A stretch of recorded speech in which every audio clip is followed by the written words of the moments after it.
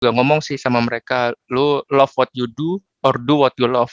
Lu Iya, lakukan apa yang lu sukain, atau lu sukain aja apa yang lu lakukan sekarang. pengen banget bisa tinggal di luar negeri, gue pengen banget bisa sekolah di luar negeri, pengen ngalamin lah gitu, apa kayak gue pengen lihat dunia luar, kayak gue liat nonton film gitu yang kayak aduh kayak keren deh sekolah di luar gitu. Dan gue tuh emang selalu punya cita-cita itu. Cuma kan S1 terus kayak ya lu mau sukses apa enggak? Kalau lu tuh mau sukses ya harus maju terus, jangan mundur. Kalau mundur pasti nggak dapet. Menurut gue harus sesuatu yang enjoy sih, apa yang lo suka, apa yang passion lo di mana, itu yang kayak lo tekunin di situ. Kalau menurut gue sih itu penting banget. Kalau nggak kerjaan lo kayak pasti lo nggak suka dan lo nggak bakalan betah di situ. Mungkin itu juga sih yang bikin banyak milenial sekarang yang loncat-loncat.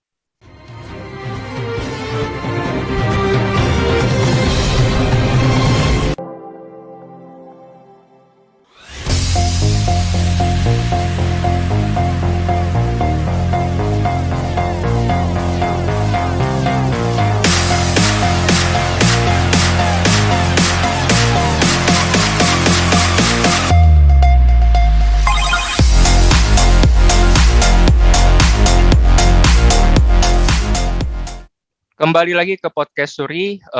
Podcast Suri membahas tentang kewirausahaan, bisnis dan manajemen, mindset, dan seputar soal hidup.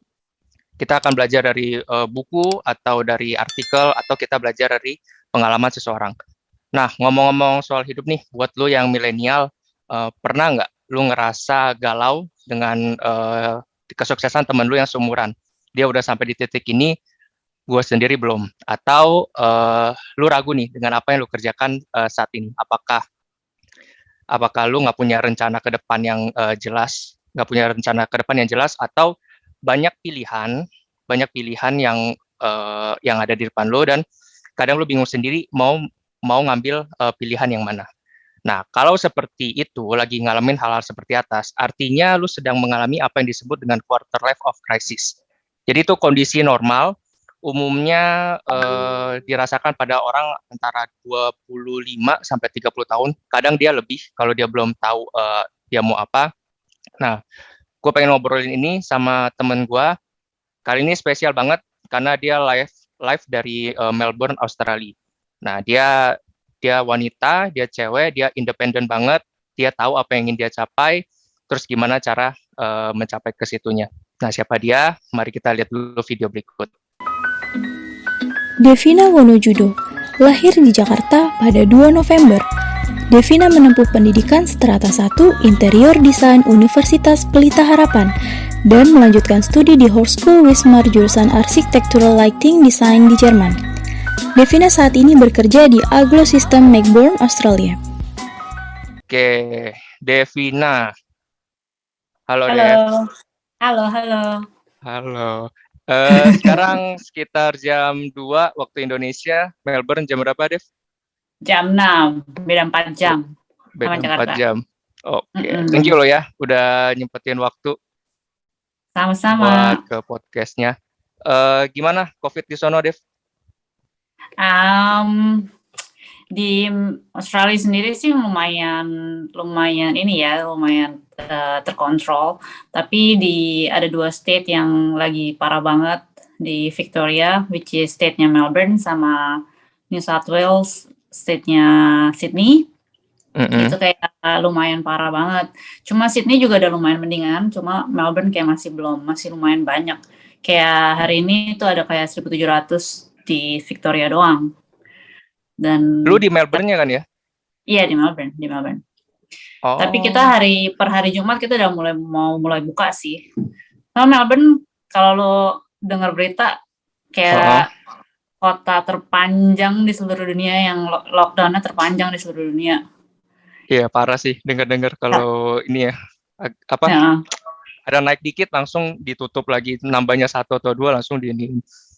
Banget. Ya, Indonesia banget. sih udah mulai rebound sih nih, udah mulai balik lagi, udah mulai dibuka, udah mulai lancar. Ya semoga lah cepet-cepet beres deh. Ya bagus deh. Ya. Jadi Devina ini S1-nya desain interior ya di UPH ya. Di UPH. Uang papa habis. Bukan ya, bukan. Which is S2 not true. It is not true ya. Oke, S2 di Jerman. Iya, Apa namanya? Gue susah tuh sebutnya tuh. Hochschule Wismar. Jadi Waduh, tuh, keren. jadi tuh kayak, Heeh. jadi kotanya namanya Wismar. Mm-mm. Eh, jadi ya namanya istilahnya kayak University of Wismar lah gitu. Namanya Macam itu. Hochschule tadi itu. Hochschule itu jadi kayak di Jerman tuh emang agak complicated sih tingkat pendidikannya. Jadi mereka ada kayak macam-macam gitu nama nama institusinya. Jadi kalau misalnya di Indo kan cuma ada universitas. Kalau Iya. di sana ada macam-macam, Hochschule, ada Schule, ada. Oh, Jadi kayak emang agak ada beberapa jenis. level gitu ya.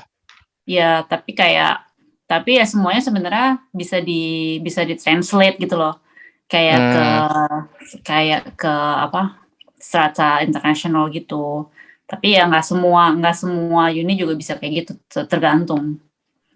Kayaknya Indonesia ini sih kayak sekolah tinggi gitu nggak sih? Ada sekolah Oh tinggi, iya, ada. semacam gitu.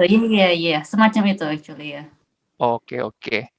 Dev, kita ngomongin quarter life of crisis tuh. Karena Oke. ya lu tau lah maksudnya yang anak-anak muda yang kadang kan dia lagi galau nih. Galau sama hidup dia sendiri. Apakah yang gue lakuin ini bener nggak ya? Ini banyak juga nih kan gue ada pembinaan ke yang teman-teman Suri yang UKM terus yang kebaikan milenial.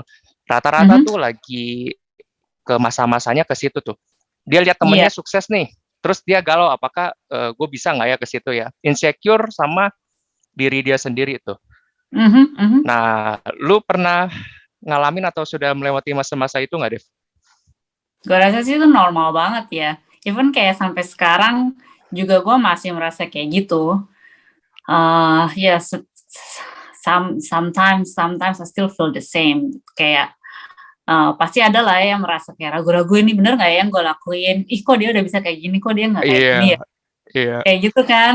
Tapi gue rasa itu normal banget sih. Tapi kayak selama lo tahu apa yang lo mau, atau juga kayak apa yang lo lakuin itu lo suka, lo enjoy sama apa yang lo lakuin, ya menurut gue itu udah kayak lo ada di jalur yang bener sih. At least salah satu lah.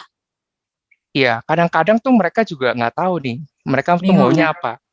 Jadi ngambil kayak ada kegiatan apa nih UKM, ambil. Nanti ada kegiatan apa lagi, dia ambil. Tapi nggak sampai menyeluruh gitu loh, Dev. Nggak sampai yang fokus di sini. Ya misalnya adalah temen gue milenial tuh segala macam.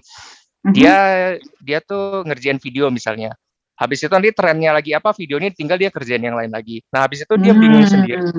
Apa nih yang harus gue ambil nih? Gue bisanya di mana?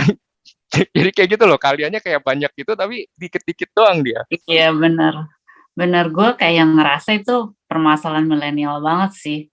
Kayaknya kita sebagai anak muda tuh harus lebih sabar. Kayak kita lihat orang tua tuh kayak bokap gue ya misalnya, dia tuh kayak kerja di kantor selama 30 tahun. Semua seumur hidup dia di kantor yang sama. Ya semua otomatis ada plus minus sih otomatis. Cuma kita bisa belajar, kalau gue bisa bilang kayak kita masih belajar juga dari orang tua tuh yang mereka tuh yang sabar, tekun. Kayak kalau misalnya kita tuh terus-terusan loncat-loncat terus, ya loncat-loncat nggak bakalan gitu ya. Iya, istilahnya kita nggak bakalan bisa sukses lah kalau misalnya loncat-loncat terus. Tapi at the same time, ya kalau memang itu kalau merasa stuck, udah coba semua cara, ya harus pindah. Iya. Cuma nambah harus skill coba boleh dulu. lah ya. Benar. Kalau nambah skill boleh lah, cuma lu harus ada yang kayak mainnya gitu ya, keahlian lu tuh apa. Jadi sekalipun lu ganti ya tetap misalnya kayak lu ya desainnya bidangnya mungkin desain interior, lu pindah kemana juga kan tetap aja berhubungan sama itu ya. Iya, benar. Gitu maksudnya. Jangan tiba-tiba lu desain besokannya lu ahli yoga misalnya, atau lu masak kayak gitu, lompatnya terlalu jauh gitu maksudnya ya. Iya benar, semacam itu iya. Dan yang paling penting, tapi lo harus ngelakuin sesuatu yang menurut gue harus sesuatu yang enjoy sih, apa yang lo suka, apa yang passion lo di mana, itu yang kayak lo tekunin di situ. Kalau menurut gue sih itu penting banget. Kalau nggak kerjaan lu kayak pasti lu nggak suka dan lu nggak bakalan betah di situ. Mungkin itu juga sih yang bikin banyak milenial sekarang yang loncat-loncat. Satu Hmm. apa besokannya apalagi jadi nggak fokus. Ya kadang gue juga ngomong sih sama mereka, lu love what you do or do what you love. Lu Iya, lakukan benar. apa yang lu sukain atau lu sukain aja apa yang lu lakukan sekarang. Benar, Karena benar, benar. sometimes nggak semua orang seberuntung lu sih Dev. Kadang-kadang kayak kondisi ekonomi atau apa segala macam, dia tuh nggak Benar, bisa milih, dia harus ngambil betul. pekerjaan yang cuma bisa di situ doang. Benar. Cuma ya biar bisa biar bisa berkembang lah hidup lu lah. Kalau nggak salah kan lu juga dulu pernah ngajar ini ya, piano ya? Oh Jadi iya benar. Iya, dulu eh, SMA gue dulu guru piano. Lumayan loh 5 tahunan ada. mantap, mantap, mantap. Nah, lu ngajarin yang di bawah ini juga ya? Di bawah lu berarti ya? Iya dong di bawah gue. Jadi tuh dulu gue ngajar anak mulai 5 tahun ya mungkin 5 tahun ke atas. Oh, itu mah bukan millennials tuh, belum ngerti apa-apa kalau itu mah ya. Ya belum. Oke, Cuma oke, oke. waktu gue jadi guru piano gue masih milenial. Iya, lu juga kan dulu sempet ya bingung mau apa ya dari Iya. musik dari ke apa. Nah, lu ketemu apa yang lu maunya tuh sejak kapan tuh? Jadi waktu Momen apa yang bikin lu tahu oh nih gue maunya kayak gini nih. SMA itu gue kira-kira udah tau lah apa yang gue suka. Tapi itu cuma garis Mm-mm. besar. Jadi waktu SMA tuh gue cuma tahu gue suka art misalnya, terus Mm. gue suka musik, terus gue suka ngobrol sama orang, gue suka kasih Mm-mm. saran, masalah-masalah apalah percintaan gitu-gitu kan. Ya, ya, termasuk gue klien lu juga ya. Ya lo klien gue juga tuh dulu. Oke, oke, terus? Terus jadi dari situ gue pertama ya itu gue tanya dulu ke diri gue kayak gue sukanya apa. Terus Mm-mm. tapi kira-kira udah ada garis besar ya tuh. Jadi dari situ gue kayak oh kalau misalnya art apa yang bisa diambil. Kalau piano musik apa ya berarti kayak jadi musician Mm-mm. apa. Terus kalau yang dari curhat-curhatan itu gue pikir gue tadi itu mau jadi psikologi, mau ambil Mm. psikologi. Jadi dari situ gue kayak ada 3 option sebenarnya, desain, musik atau psikologi. Nah, Mm-mm. terus dari situ baru deh gue kayak narrow it down lagi, kayak yang mana yang bener-bener gue suka. Terus gue juga dibantu sama nyokap sih, kapan itu Mm-mm. nyokap gue kayak bantuin, oh lu tahu nggak sih ada profesi yang namanya interior designer. Oh gue yang kayak apaan tuh? Terus nyokap gue bilang yang kayak ya interior designer tuh yang kayak bantu-bantu dekorin rumah, pilih-pilihin korden, pilih-pilihin bantal, yang kayak gitu. Kayak yang umum banget kan. Padahal sih Mm-mm. sebenarnya di kejadian aslinya ya beda banget.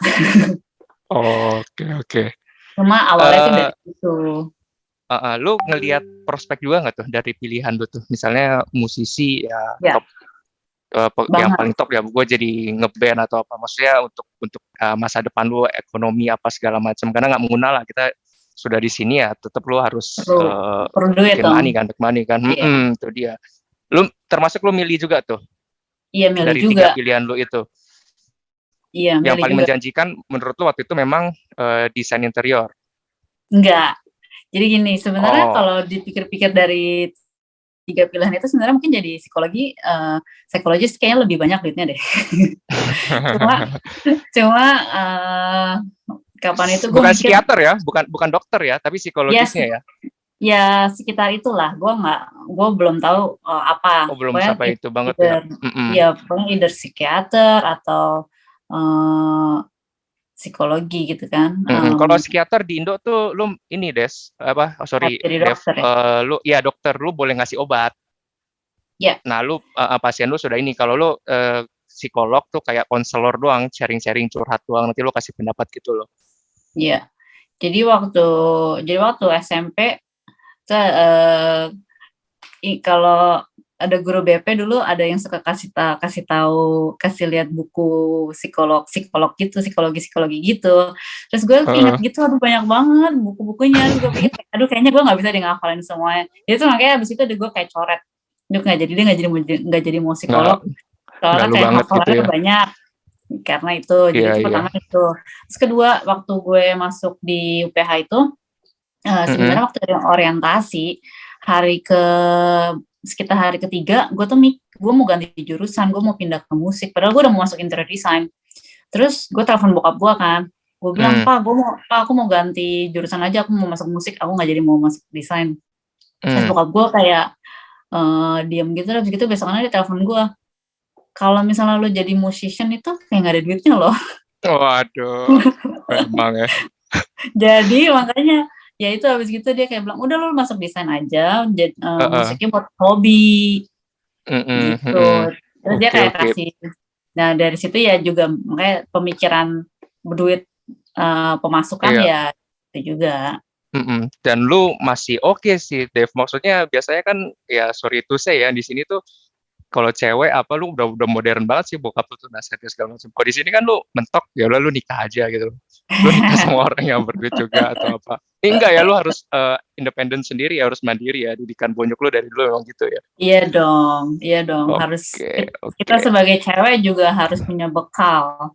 Oke, mantap. Nah, balik lagi nih yang milenial tuh problem berikutnya tuh kadang-kadang terlalu banyak excuse deh, terlalu banyak alasan. Jadi kan dibilang kan kalau lu mau sukses lu lebihkan satu cara. Kalau di sini tuh jadi nyalahin keadaan gitu loh. Jadi nyalahin keadaan lu sih nggak apa ya gitu-gitulah kayak latar belakang atau gua nggak dikasih kesempatan, gua kurang modal. Nah, itu yang sering gua kurang modal. Jadi mereka menyalahkan keadaan tapi usahanya juga ya jadi alasan buat maju tuh. Nah, kalau dari lu sendiri, menurut lu seperti apa tuh?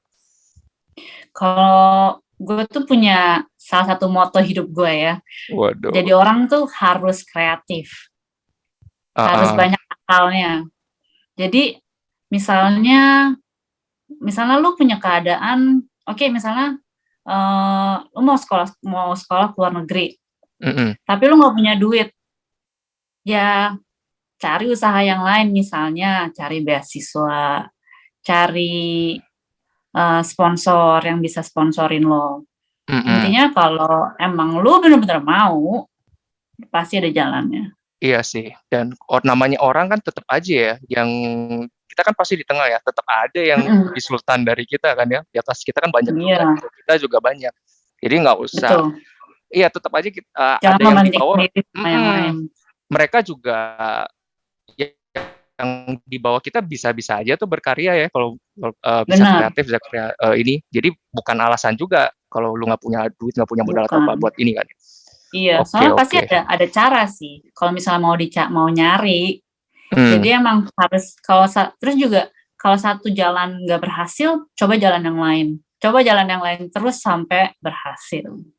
Tapi goalnya satu kan, caranya yang harus kreatif gitu maksudnya. Caranya. Tapi bukan artinya menghalalkan segala cara.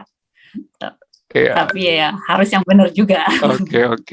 Oke. Dulu itu sih serba susah sih. Katanya dulu nih, tapi jangan dicontoh nih ya buat yang teman-teman di rumah nih. Lu bisa dapetin sepeda dengan cara satu, lu berjuang keras, lu nabung dari situ, atau kalau mau lebih cepet lu ambil, habis itu lu bertobat aja gitu loh. Ya lu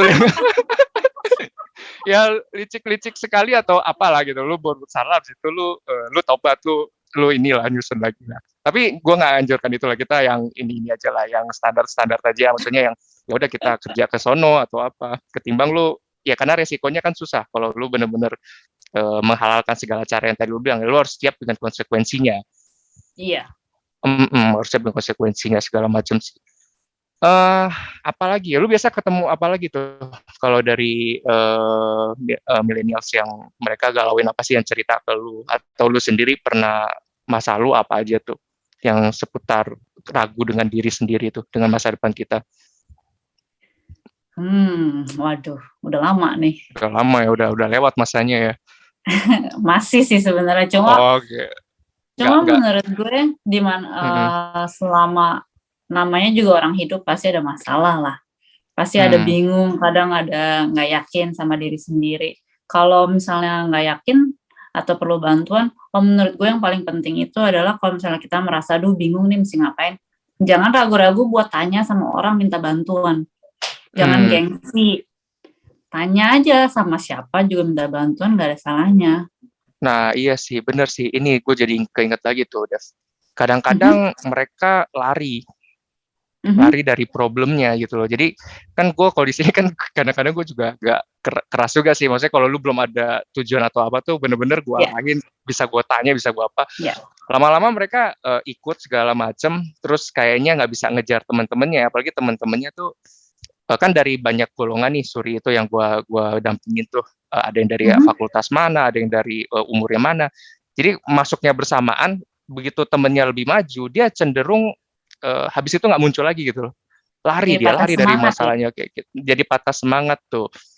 Apa yang bisa lu bilangin ke mereka tuh, ayo dong jangan jangan patah semangat atau apa tuh. Kira-kira caranya tuh kayak apa tuh kalau saran dari Yudis? Kalau menurut gue setiap orang itu udah punya timeline-nya masing-masing. Jadi kalau misalnya dia udah lebih sukses duluan, ya udah jangan bergantung sama kesuksesan orang lain. Kalau misalnya kita menyerah sekarang, ya otomatis nggak bakalan bisa udah pasti nggak bakalan bisa sukses. Terus sekarang Hmm, pertanyaannya adalah, apakah lu mau sukses apa enggak? Kalau lu tuh mau mm-mm. sukses, ya harus maju terus, jangan mundur. Kalau mundur pasti nggak dapet gitu. Iya, masih Terus masih dikejar juga ya. iya, terus Mm-mm. kalau kayak kata nyokap gue selalu bilang, "Lu pakai aja tuh kacamata kuda." Tahu nggak kacamata kuda? Jadi Ya yang cuma kayak bisa di tutupin depan pokoknya doang ya. iya, makanya ke depan doang. Jadi ya udah fokus. Fokus itu menurut gue kuncinya sih. Kunci kunci buat salah satu kunci buat sukses. Fokus juga sama tekun. Iya, Rajin, iya. jangan males. Kalau males ya udah pasti. Kalau mau cara yang gampang-gampang aja namanya males. Hmm, Ya hmm, nggak hmm, sih? hmm, hmm. Iya. Tapi sekarang kan disuruh rebahan tuh deh. Dulu ya waktu PPKM ya, nggak boleh keluar rumah apa segala macam tuh.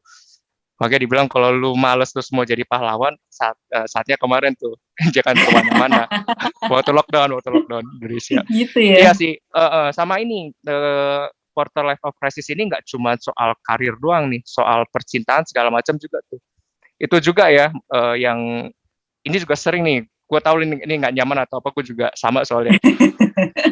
Udah tahu arahnya. Temen merit deh, ya Aha, gitulah, perlombaan jadinya. Lu udah umur segini nih, lu kayak gini nih. Itu kebetulan iya, gue juga kurang lebih mindsetnya sama kayak lu, kan bukan perlombaan kan merit kan. Kalau dia iya duluan betul. ya sudah. Kalau Mhm, di sini tuh rata-rata kayaknya sudah dipatok deh. Dari patok lu iya, lulus kuliah segala macem, nggak ada karir, karirnya segini. Habis itu lu harus merit gitu loh. Dan kadang-kadang iya, memang kalau teman kita makin berkurang atau apa, kadang-kadang awal-awal gue juga ngerasa ya gitulah kayak ketinggalan gitu. Lama-lama ya benar udah benar cuek aja, banget. Mas. Iya Iya, kan? Masing-masing ada ngerti banget timelinenya gue lah. ngerti. Iya. Iya, Eh, aduh. cuma Apalagi, sekali lagi gue pun juga mulai merasa sih yang kayak aduh anjir tambah tua nih. Gimana nih? ya, Gimana gitu kan. Cuma satu lagi kalau menurut gue lebih lebih mending gue merasa gue lebih mending single dibandingin mending daripada gue in relationship with the wrong person. Kayak hmm, mendingan jadi kalau lu sendiri tuh kayak lu bisa ngapa-ngapain suka-suka lu nggak ada yang ngatur apa segala macam. Bayangin kalau misalnya lu punya partner yang kayak nyebelin yang emang sebenarnya lu tuh nggak bagus buat bareng-bareng. toxic ya. Iya yang atau yang even yang toxic gitu kan. Mm-mm, Jadi mm-mm. ya ya lu pilih aja gitu mana yang lebih mending. Terus kalau misalnya lu dapet pressure dari misalnya dari orang tua, dari tetangga, dari saudara, dari mana-mana, coba lu pikir lagi aja yang ngejalanin mereka apa lu, ya kan? Itu dia. Mm-mm. Kalau Lama-lama misalnya ngerti sih. iya, kalau misalnya kita ada masalah apa iya mereka mau bantu? Apa iya mereka mau nanggung? Apa iya mereka Mm-mm. mau ada di situ? Kan belum tentu Ya, gitu. pilihan-pilihan lu ya. Bantu sih pasti bantu lah, namanya orang tua, teman, kerabat atau apa. Cuman yang menjalani konsekuensi kan dari lu juga kan.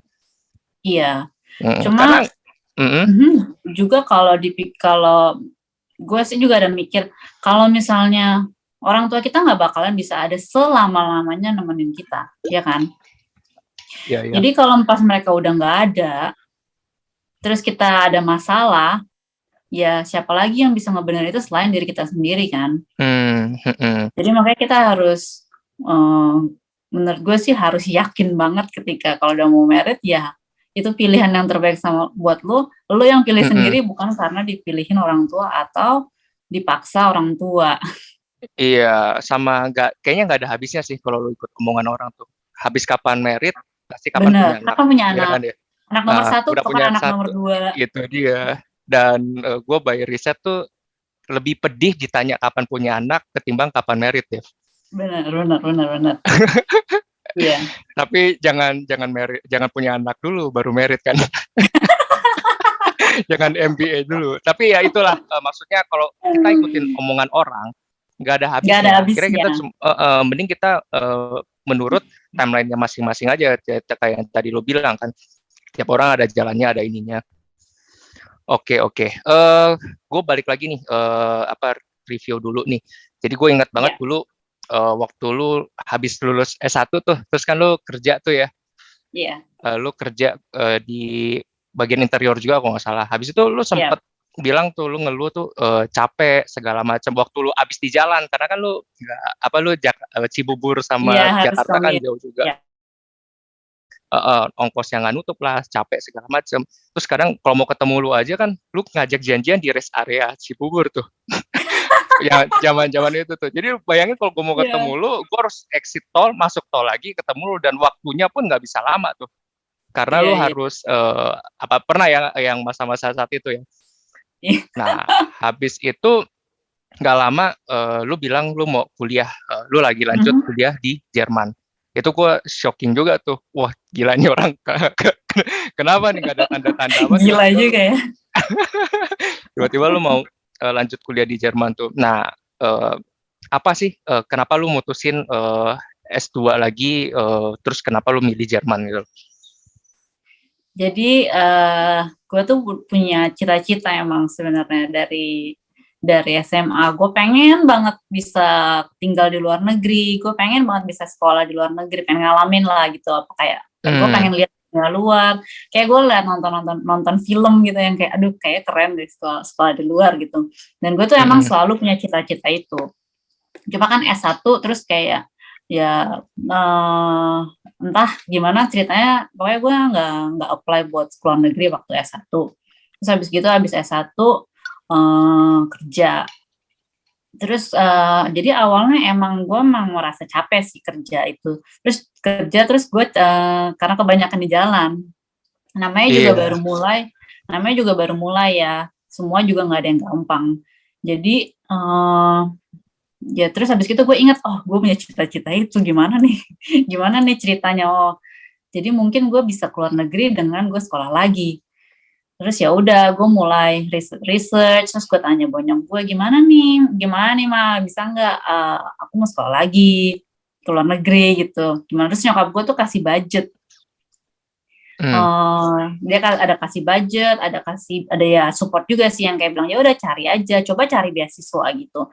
Coba cari dulu juga mau sekolahnya sekolah apa. Dan juga memang banyak gue lumayan push gue supaya dapat master karena emang itu kan kayak demand-nya master degree. Oke. Ambil master S2 karena emang demand-nya di Jakarta itu kan orang-orang harus perlu S2 gitu kan. Betul, S1 banyak banget sih sekarang kan. Makanya benar karena ada terlalu banyak. Jadi ya itu udah kayak by default gitu sih, lumayan by default kayak harus ambil S2. Cuma di mananya itu memang banyak gue yang kayak terserah lo gitu.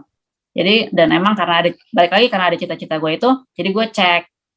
Terus gue kan mulai cari apa yang berhubungan sama interior design. Gitu. Tadinya gue mau ambil business design atau ada beberapa option sih. Terus kayak tadinya gue mau ke Italia atau ke UK. Gitu. Tadinya emang gak kepikiran buat ke Jerman utamanya. Nah terus gue udah dapet penawaran kayak dapet quote-quote gitu dari Italia, sekolah yang di Italia, tapi kemahalan. Itu lu play maksudnya, lu googling cara masuknya segala macam, terus lu ini aja. Oh gitu aja ya awalnya ya. Oke. Awalnya gitu. Terus ada juga di Jakarta ada banyak juga sih agent sekolah gitu. Jadi kayak kalau emang kayak sekolah yang di Italia yang gue tanya itu ada agentnya di Senayan kalau nggak salah. Jadi kayak dia tuh emang mereka bener-bener bantu banget, dan emang kalau emang lu bercita-cita buat sekolah lagi, apalagi buat sekolah di luar tuh pasti lu yang kayak wow pengen banget nih, kayak seru gitu. Nah terus tapi balik kayak itu tuh kayak setahun kayak hampir 300 juta at that time.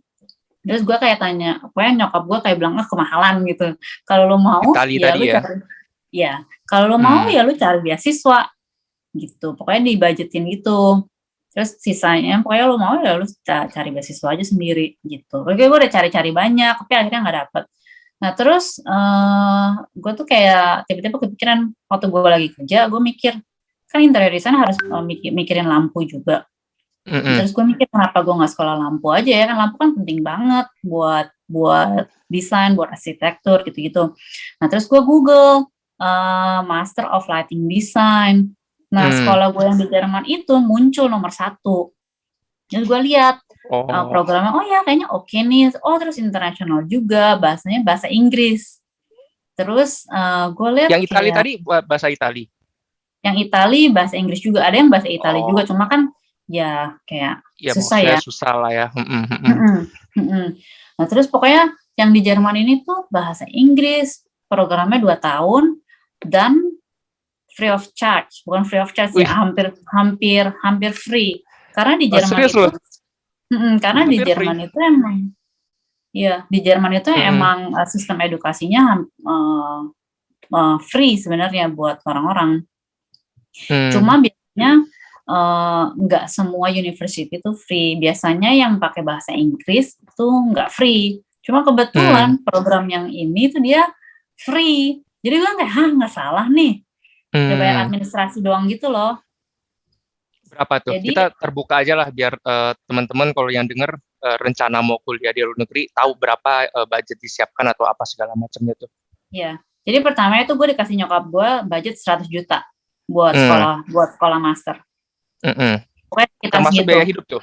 Apa semua pokoknya sekitar segitulah. Nyokap gue juga, nyokap gue tuh tough banget soalnya, kayak strict banget gitu. Kalau lo mau ya nih gue ada segini gitu. Kalau enggak, kalau mau ya lo cari sisanya gimana, serah lo. Gitu. Sip. Nah terus di yang program gue ini kalau nggak salah sekitar 60-70 euro per semester. Sekitar 60-70 euro per semester itu berapa rupiah tuh? Aduh, euro berapa ya? Misalnya 15.000 ya zaman dulu 15.000 ya, 15.000 zaman dulu ya? Sekitar 1 juta satu semester. Oh shit, murah banget. Iya benar. Lebih murah di sono ya? Iya banget, makanya di Jerman itu orang-orang tuh kayak sekolah terus gitu. Soalnya sekolahnya gratis. Iya, itu dari APBN ya, maksudnya duit negara ya? Iya. Dan nggak apa-apa ya, orang-orang di luar Jerman mau ke situ pun free ya, dia nggak ada ini-iniannya ya? Nggak. Oh, oke. Nah, jadi lanjut deh. Jadi terus gue kayak gue lihat itu kan gue kaget, gue langsung kayak kontak mereka, dan emang mereka terus habis itu confirm dan benar itu 2 tahun Master of Architectural Lighting Design. Programnya di sana on campus. Jadi programnya itu 1 tahun di on campus di Wismar sendiri, 1 tahunnya lagi itu internship sama thesis. Jadi 2 tahun. Di Indonesia apa di Jerman juga? Jadi internship dan thesis itu bisa dilakuin dari manapun di seluruh dunia. Oh, oke. Kebetulan gue dapet internship gue di Berlin, tetap di Jerman juga. Jadi gue intern di Berlin, abis intern 6 bulan, 1 semester gue masih lanjut kerja as a student gitu, 1 semester lagi. Jadi kayak total gue dikerja di sana kayak 1 tahunan. Oke. Nah terus apa segala macam dites ya? Ada tesnya nggak tuh untuk kesononya tuh? Tes. Jadi karena ini sekolah desain ya, kayak gue harus submit portfolio, CV, portfolio, cover letter normal lah. Jadi maksudnya ada screeningnya juga. Nggak sembarangan kayak terserah semua orang bisa masuk juga. Dan basicnya harus S1-nya desain juga atau gimana? Ya harus berhubungan sama lighting design. Misalnya, tapi kalau misalnya lu ada background electrical engineer gitu misalnya, bisa juga soalnya tuh ada Oh iya. hubungannya. Oke. Jadi tadi kurang lebih 2 tahun ya. Mhm. Biayanya tadi bisa dibilang cuma biaya hidup lu doang yang di situ ya? Iya. Ya biaya Jadi hidup. Mhm. Jadi di pemerintah Jerman itu termasuk part of the requirements for the visa actually. Kayak lo harus masukin duit deposit Oh, itu buat biaya hidup di sana. At least 1 tahun kalau gua nggak salah. heeh. Setiap 1 bulan itu dikasih batas, lu cuma bisa ambil duit 670 euro. Waktu gue kapan itu. Heeh. Jadi misalnya 670 kali 12, misalnya lo taruh 10.000 euro, Mhm. pokoknya lo cuma bisa ambil sekitar 700-an euro sebulan. Itu buat biaya hidup gitu. Buat biaya hidup. Di situ lu dari situ doang tuh. Maksudnya kan gue denger di mana ada ngasih uang saku ya, atau lu bisa sambilan kerja atau gimana tuh? Sambilan kerja bisa kalau lo mau, bisa Lu tetap. ngambil waktu itu? Gue nggak sambil kerja jadi tahun pertama gue nggak kerja sama sekali, gue cuma sekolah karena Heeh. sekolah desain itu emang makan waktu banget kan, tugasnya banyak sampai malam-malam. Terus juga Oh, yang bagusnya lagi juga di program gue itu banyak workshop yang gue harus travel. Jadi kayak misalnya ada satu workshop yang gue harus pergi ke Prancis. Di situ kayak mhm. kolaborasi sama mahasiswa lain dari kota lain, dari negara lain, gitu-gitu. Jadi kayak ya memang waktunya juga susah buat kerja. Plus juga Hmm. bahasa Jerman gue nggak begitu bagus. Bahasa Jerman gue cuma bisa buat pesen makanan sama pesen bir. Oh, oke. Jadi gue juga di situ juga permasalahannya. Jadi ya udah 1 tahun gue fokus sekolah aja.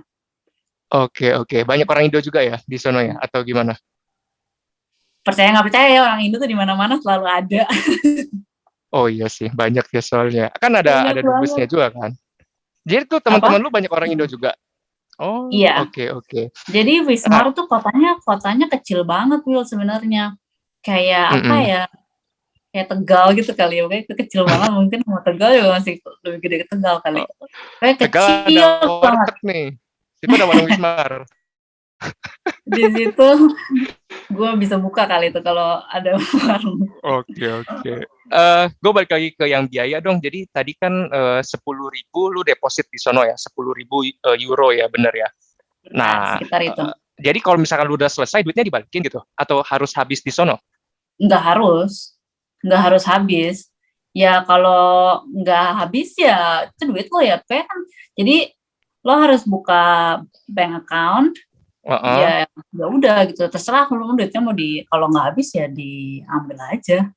Oh, oke. Cuma Harus ada cuman? gue sih habis. Nggak heran lah kalau itu. Ya kan, karena kan biaya hidup sono kan lain kan dengan di sini kan. Ya, ya, Ya lu ya ya. kecuali lu hedon banget atau apa kan ya cerita lah kalau itu lah. Tapi ya untuk biaya hidup kurang lebih segitulah ya. Ya, kurang lebih Heeh. segitu. Sebenarnya itu nggak banyak-banyak banget sih, sekitar 700 euro Iya. itu sebenarnya nggak banyak. Apalagi Buat kalau 2 di tahun lo Eropa ya. buat 1 tahun, buat 1 tahun. Oh, buat 1 tahun. Oke, heeh. Iya, jadi itu Apalagi kalau 700 di Eropa? euro per bulan. Apalagi di Eropa gampang banget kan buat traveling. Iya, Traveling itu coba deh. gampang banget. 700 euro ya tadi lu bilang ya. 7.000 atau Iya, 700? 700. 700 dikali 12.000 ya saat itu ya. Saat itu 15 kayaknya. Oh, 15, 15, 700 dikali 15.000. sekitar 10 juta sebulan. 10 juta sebulan itu yang mesti disiapin. Ya. Selama 1 tahun berarti ya budget nyokap lu dong ya. Iya, bener 100 tuh banget. ya. Iya, sekitar. Gile. Jadi nyokap gue tuh bilang sama gue, pokoknya kalau mau ya gue bayarin 1 tahun. Lebih dari itu lo cari Oh. sendiri. Nah, terus setahun berikutnya lu dapat duitnya dari mana tuh? Nah, kan gue kerja. Tahun kedua kan harus intern. Uh-uh. Intern di luar negeri itu nggak kayak di Indonesia yang cuma disuruh bikin kopi, dan nggak dibayar. Oh ya, Atau fotokopi dikerja gitu ya. fotokopi atau bikin kopi, beli gorengan, terus itu habis itu nggak dibayar atau cuma dibayar makan 15.000. Waktu gue S1 gue cuma dikasih makan 15.000. Oke. Nah, Nah, intern di situ ada gajinya gitu maksud lu. intern di situ ada gajinya. Itu kayaknya gue dapet sekitar 700 euro juga sebulan. Pokoknya gue bisa hidup dari situ. Plus Oh. terus juga kalau gue ya atur-atur juga lah, ada kayak rumah harus seberapa bayarnya. Tuh gue masih bisa jalan-jalan juga dengan duit segitu. Tapi rumah bukannya lu kalau tinggal sendiri atau tinggal sama temen lu kan dibagi lagi kan? Nggak Iya, full lu tanggung makanya. juga kan? Gimana? Oh, maksudnya lu satu rumah kan nggak lu sendiri kan? Ada temen-temen Iya, enggak. housemate-nya juga segala macam kan? Iya. Berarti nanti Jadi dibagi lagi dengan mereka. Jadi waktu di Wismar sendiri tahun pertama gue tinggal di dorm. Dorm itu kan udah pasti lebih murah dibandingin kita sewa sendiri, dan juga prosesnya lebih gampang sebelum. Jadi gue udah urus semuanya sebelum gue pergi ke Jerman. Dari Indo udah email-emailan semuanya. Jadi sebelum berangkat tuh gue udah dapet kamar. Oke, Gitu. di Wismarnya ya tadi ya? Di Wismarnya, benar. Terus terus di tahun kedua gue pindah, ya tuh gue cari rumah sendiri. Tapi kan udah ada gambaran yang lebih banyak, kayak harus kemana. Terus gue juga udah punya teman lebih banyak, udah tahu orang beberapa. Jadi gue bisa share house lah sama temen gue. Gile, lu tough banget tuh ya sendiri. Berarti kan di sini kan gak ada temennya berangkatnya tuh ya. Sampai di sono lu independen banget. Awal-awal ngerasa homesick atau banget tuh? Awal-awal banget, apalagi datang dari Jakarta ke kota yang kecil banget. Di Eropa itu dia toko-toko semua tutup jam 5 sore. Oh, maksudnya Wismar itu lebih desa dari Jakarta, lebih modern Jakarta maksud lo? Iya, Jakarta modern banget, rame banget. Wismar itu orangnya cuma kayak 25.000 ya, 25 juta ya, kayak kecil banget deh. Gue kecil banget, sepi banget, sama Cibubur jauh banget. Terus di mana-mana Eropa itu semua toko tutup jam 5 sore. Terus sampai hari sekarang? Iya. Oh gitu. Apalagi kota-kota kecil ya. Hari weekend tutup semuanya. Minggu tuh kayak kota mati gitu. Jadi gue bener-bener yang kayak lumayan culture shock juga sih, yang kayak aduh gila, weekend mau ngapain nih, nggak ada apa-apa, mau supermarket juga tutup, supermarket pun juga tutup. Jadi setiap hari Sabtu atau hari Jumat malam, biasanya Sabtu siang, gue tuh selalu kayak mau siapin perang gitu. Kayak persiapan perang dulu semua ya. Jadi siap beli semuanya sampai hari Senin gitu. Bukanya jam berapa? Jam 5 tutup? Kayaknya jam 8 ya. Oh, jam 8 sampai gitu. jam 5. Restoran juga tutup gitu, tempat makan? Iya, banyak yang tutup, nggak banyak yang buka. Oh iya sih, culture shock banget kalau kayak gitu ya. Awal-awal juga harus atur-atur strategi apa segala macam gitu. Iya benar. Terus udah gitu kan juga weathernya tuh kayak kan 4 musim kan, dan itu Wismar itu ada di northnya Germany, jadi kayak dingin. Di utaranya Jerman dingin banget. Winternya tuh yang sampai kayak minus jauh banget, yang salju lebat gitu loh. Cuma ya jadi kayak apalagi kan kita kan dari Indo ya, biasanya kan biasa panas-panasan gitu. Iya. Jadi ya lumayan struggling juga pertama-tama. Apalagi soalnya ini yang gue rasain banget. Waktu di Indo kita nggak pernah sadar kayak pentingnya matahari. Karena kita selalu dapat banyak. Tapi waktu di sana itu ya sebenarnya ada juga di pelajaran sekolah gue tuh yang kayak ngomongin penyakit. Kayak kita tuh selalu merasa depres, sedih waktu winter. Gue yang kayak, apaan sih tuh? Gue nggak tahu kan, selalu matahari banyak. Terus di situ gue baru pas winter, kok kenapa ya gue rasanya sedih, terus kayak bad mood, terus kayak nggak ngapa-ngapain juga, kayak sedih aja gitu, pokoknya homesick mulu. Itu gara-gara karena nggak ada matahari. Ngefek waktu summer ya, happy banget, iya banget. Oke. Makanya lu tadi bilang lu banyak jajan ini ya, es batu ya, duit lu tuh ya. Es batu. Minuman keras deh. Ya, Penting yang itu, sono wajar biar lah. bikin anget. Apa? Iya, biar bikin Penting itu anget buat ya. bikin anget. Oh gitu. Itu bikin anget sama hobi tuh, Dev. Oke, oke. Balik lagi nih. Ini kan biar gimana kan channel edukasi, ada UKM Ya. juga. Menurut lo nih, penting nggak sih UKM itu kan ini ya SME kalau bahasa Inggris ya tuh. Jadi usaha yang omsetnya berapa segala di bawah di bawah perusahaan besar lah. Jadi Ya. sekarang pemerintah sih sudah matok Dev. Kalau lu omsetnya di bawah berapa, gue lupa ketentuannya. Kemarin kan gue udah kirim lu juga. Berarti lu usaha kecil, lu usaha mikro, di bawah berapa sampai range berapa lu usaha mikro. Nah, ini kayak pertentangan dari dulu nih.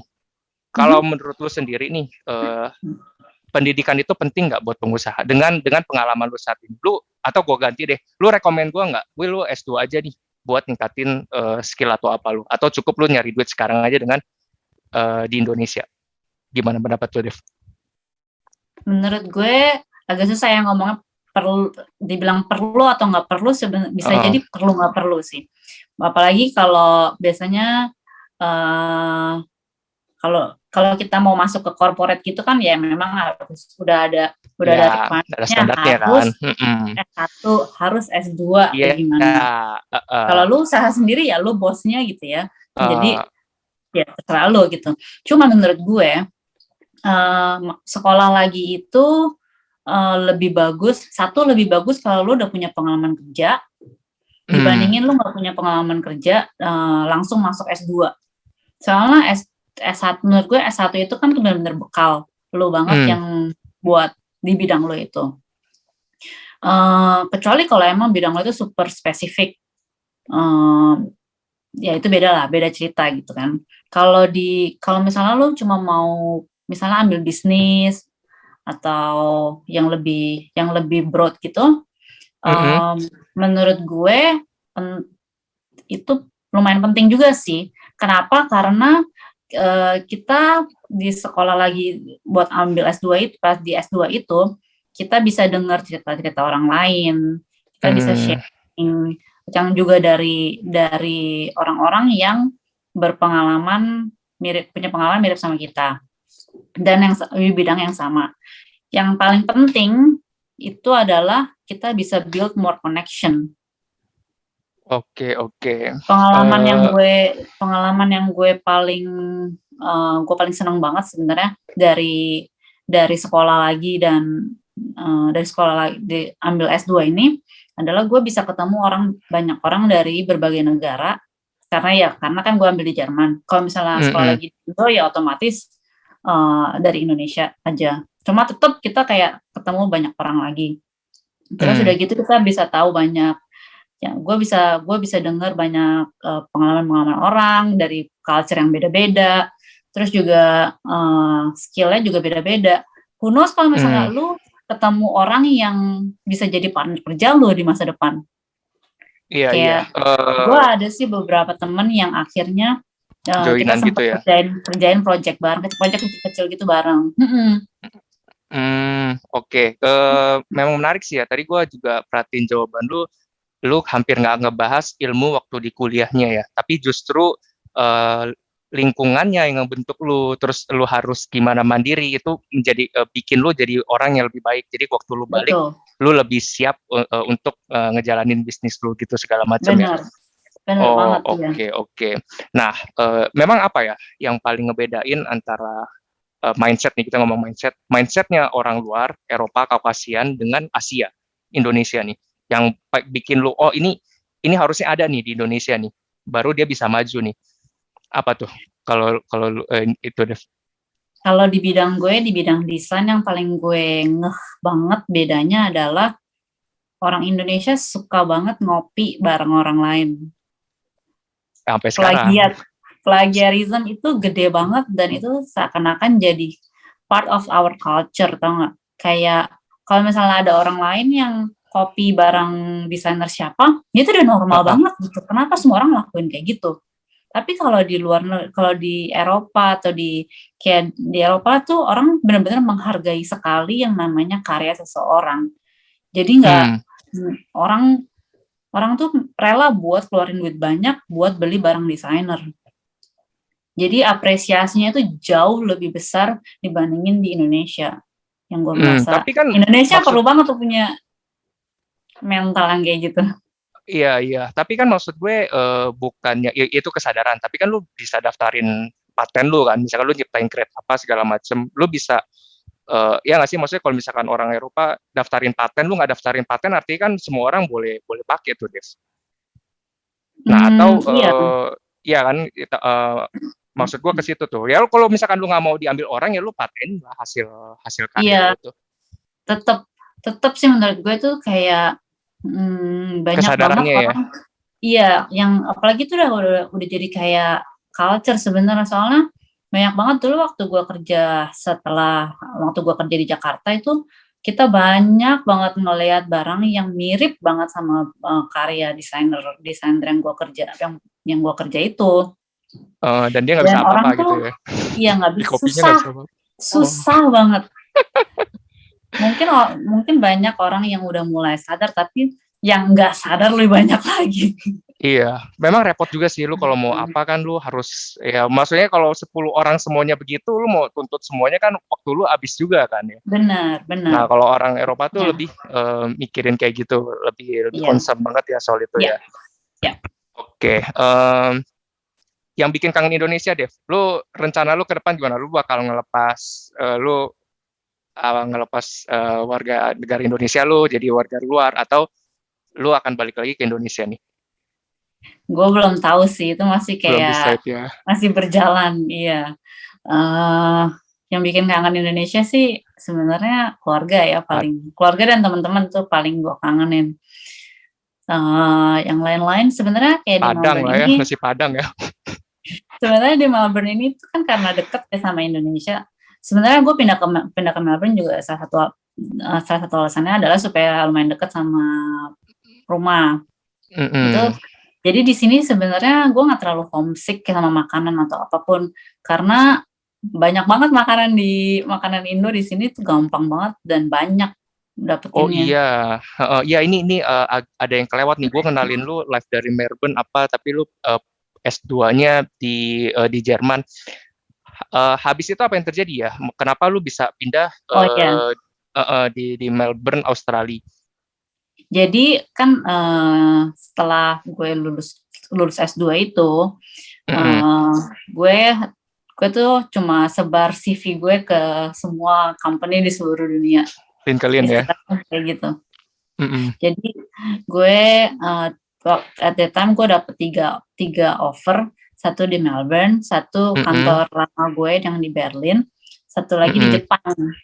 Waduh, nah terus?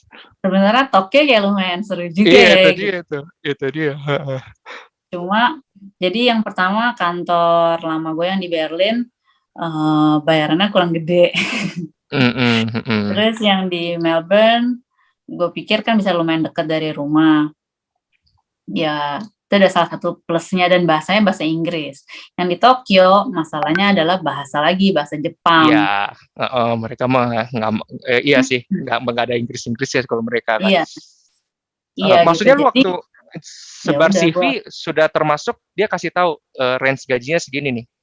Kalau Indonesia kan kayaknya kan harus nego apa segala macam, interview dulu kan? Interview dulu. Oh, tetap interview dulu. Iya. Tetap harus interview dulu. Jadi gue ya ada banyak interview sama kantor-kantor yang lain. Cuma yang berhasil dan yang gue suka ya yang 3 itu. Yang 3 itu ya, oke. Sama ini nih Dev, ini juga salah satu concern gue nih.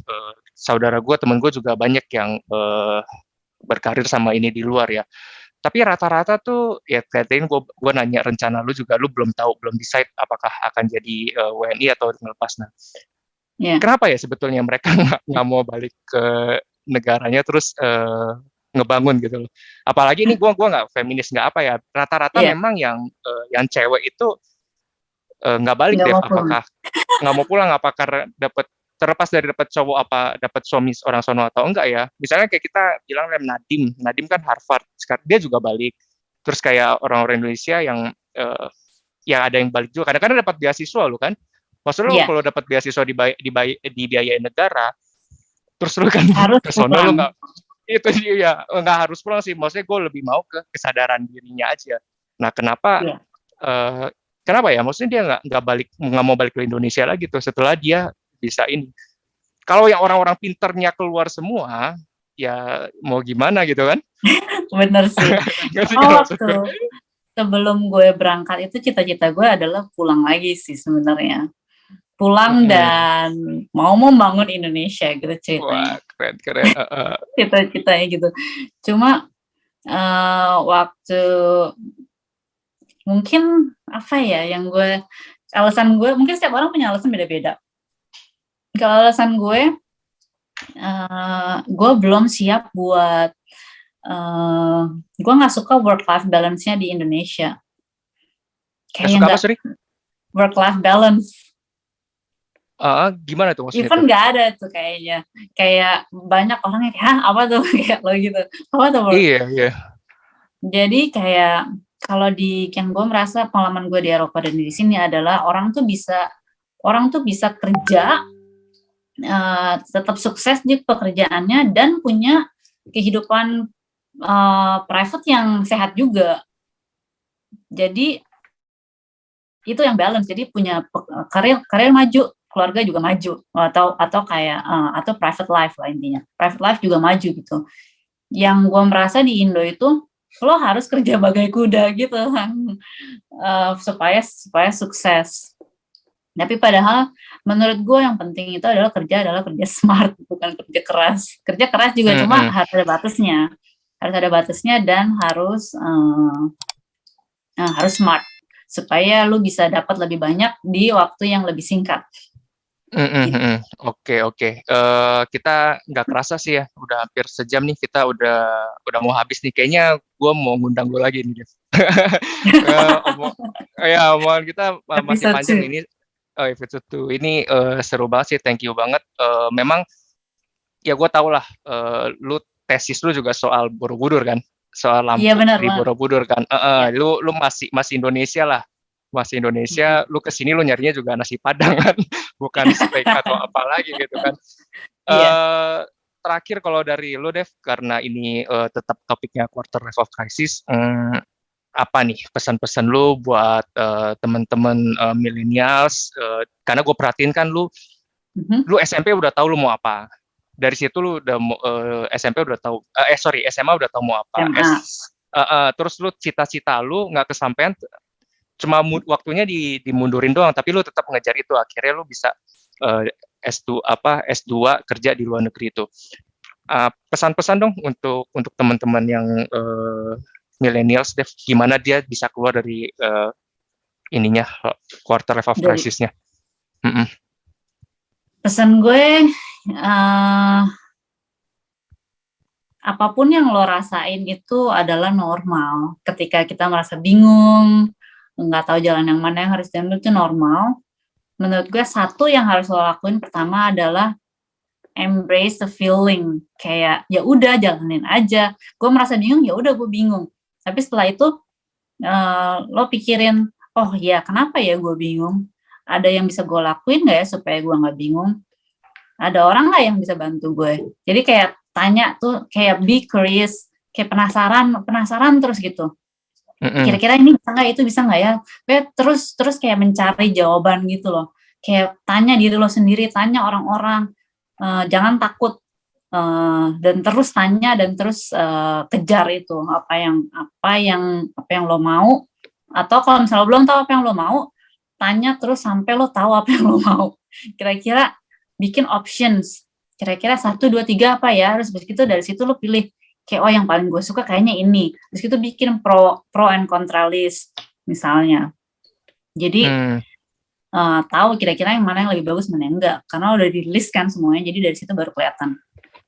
Kadang-kadang kadang-kadang waktu kita bingung tuh kita nggak tahu apa yang ada di pikiran kita karena semuanya udah terlalu kacau. Jadi makanya harus dikeluarin dan lo bikin list itu mau bantu banget sih menurut gue. Iya, gila, logik banget sih. Logik banget. Iya kan? Biasa kan cewek kan baperan ya, emosional apa segala macam ya. Oh iya itu Lu juga. lu bener-bener kalkulasi plus minusnya apa segala macam dan be independent ya. Mau lu cewek, Iya. mau lu cowok, kayaknya udah nggak ngefek lagi zaman sekarang ya. Oh nggak ada Tetap efek. aja, Sekarang iya tetap aja. masalahnya justru jadi Mm-mm. cewek itu sebenarnya menurut gue lebih susah. Karena kalau misalnya kita tergantung, misalnya nih lo udah kawin sama suami lo yang segala macam, lo bergantung nyokap, penghasilan cuma dari suami. Amit-amit kalau misalnya suami lo meninggal terus gimana? Dan Kawin lo nggak lagi, punya, Dev. aduh kalau segampang itu kawin lagi Oh. sih. Oke, sorry gue potong. Gimana? Misalnya suami lu nggak usah sampai meninggal lah, lumpuh lah ya atau apalah yang. Ya atau misalnya dia nggak bisa kerja lagi atau bagaimana, ya itu ya terus lo mau apa? Kalau lo nggak punya keahlian apapun, susah. Gitu. Iya, jadi tetap harus lu berdiri sendiri atau apa gitu ya. Oke, thank you banget Dev. Keren banget sih. Gua by the way ini kan gua ada share di grup juga ini segala macam. Ini pada ngomong lu good looking banget, terus lu cakep juga gitu.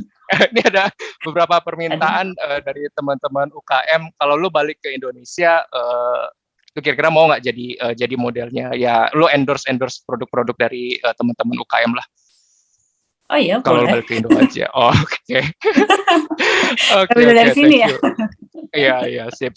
Tapi ini ya Dev ya, gue mau episode 2 lagi ya. Kayaknya dapat banyak banget, lah. Gila sih yang ini gue sendiri juga tercerahkan, gue sendiri juga. Oh iya ternyata walaupun gue nggak pernah S2 di luar negeri atau segala macam, gue bisa belajar dari pengalaman lu juga sih.